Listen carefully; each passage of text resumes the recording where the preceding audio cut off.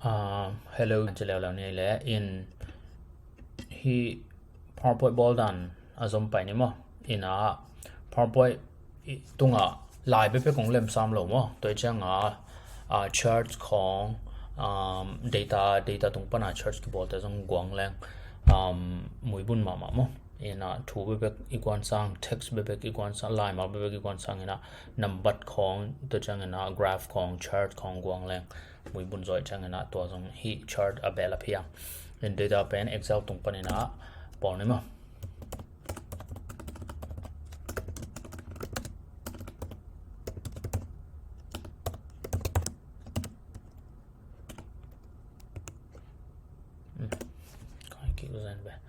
in hi data pen ka make up pak in hi tutorial haring mo in full gospel te e khasim sumpi and he make up in a real hello mo in to an e take haring in sumpi pen khasim na hisa lu chine in to changna akwara zong mo in tu na and ipading pen khasim to pan ni na in hi data panina graph is what hina ngena banga paiding hiam chale insert paiding mo insert paini na to ki changana nang ya na holo sorry hi data select masaring to ki changa insert paiding to pan hi pen column chart to hinima in pokaten bar chart zong chi column chart to hinina sumpi in the chang ina ya graph nga hinta January panina December to chang na graph te pen ya hi bang le tenga simina en bang to hinom hiam chi le atula simin ni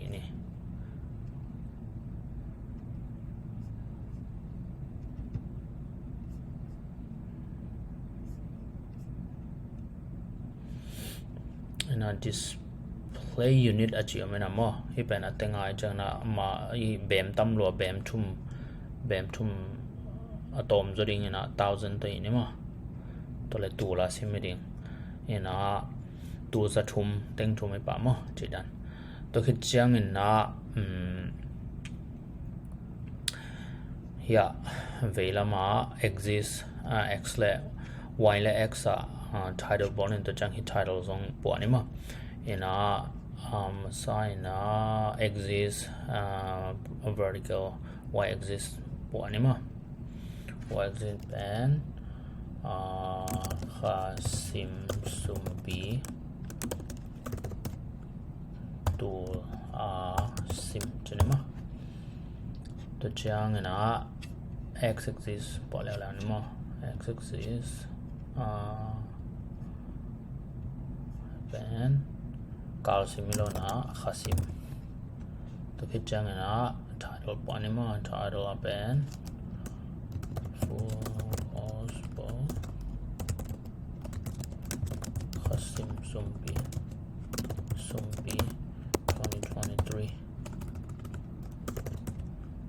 to sim 2023 chinema to ni le som le li mo gacha in the chang na hitte zong pen